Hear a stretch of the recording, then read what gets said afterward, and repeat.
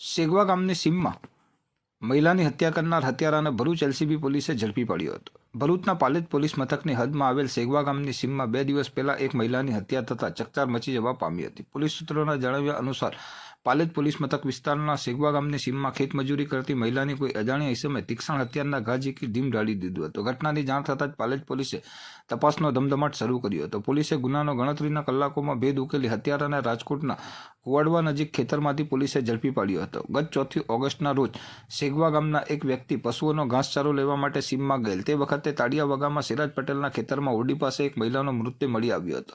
ઘાસચારો લેવા ગયેલ વ્યક્તિએ ગામના સરપંચ તથા પોલીસને જાણ કરતા પાલેજ પોલીસ તાત્કાલિક પહોંચી પ્રાથમિક તપાસ હાથ ધરી હતી. તપાસમાં જાણવા મળ્યું હતું કે કાળીબેન નામની ખેતમજૂરી કરતી મહિલાને કોઈ અજાણ્યા આરોપીએ માથામાં જમણી બાજુ તથા ડાબા કાન પાછળના ભાગે કોઈ તીક્ષ્ણ હથિયાર વડે ઈજાઓ કરી મોત નિપજાવી નાસી ગયો હતો.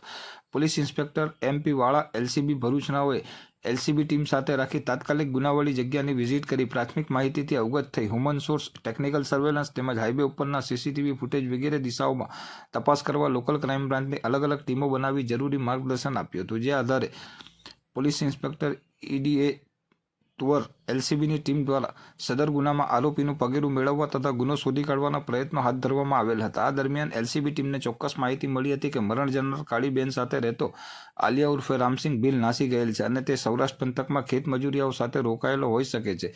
જે આધારે LCB એક ટીમને તાત્કાલિક સૌરાષ્ટ્રમાં સુરેન્દ્રનગર તથા રાજકોટ વિસ્તારમાં તપાસમાં રવાના કરવામાં આવી હતી.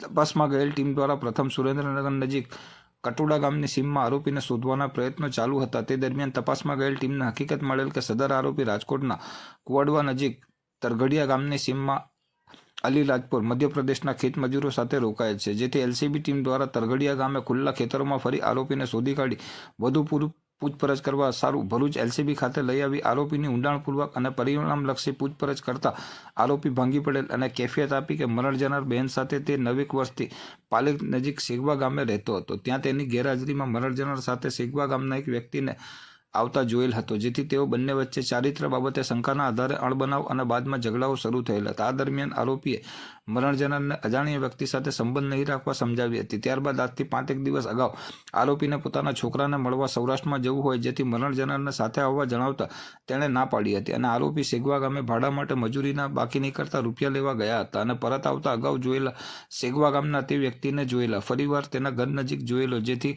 આરોપી તથા મરણ જનાર વચ્ચે ઝઘડો થયો હતો અને આરોપીએ આવેશમાં આવી જઈ ઘાસ કાપવાના દાંતરડાથી મરણ જનારના માથાના ભાગે ઘા મારી મોત નિપજાવ્યું હતું. ત્યારબાદ આરોપી ચાલતા નેશનલ હાઈવે ઉપર જઈ બસમાં બેસી પ્રથમ વડોદરા બસ સ્ટેન્ડ પર રાત્રે રોકાયો હતો અને બીજા દિવસે સુરેન્દ્રનગર ગયો હતો અને ત્યાંથી કુવાડવા રાજકોટ નાસી ગયો હોવાની હકીકત જણાવી હતી. જેથી આરોપીની કબૂલાતના આધારે આરોપી વિરુદ્ધ ભારતીય નાગરિક ન્યાય સંહિતાની સંલગ્ન કલમ મુજબ કાર્યવાહી કરી વધુ તપાસ પાલેજ પોલીસ મથકના પોલીસ ઇન્સ્પેક્ટર શિલ્પા દેસાઈ ચલાવી રહ્યા છે.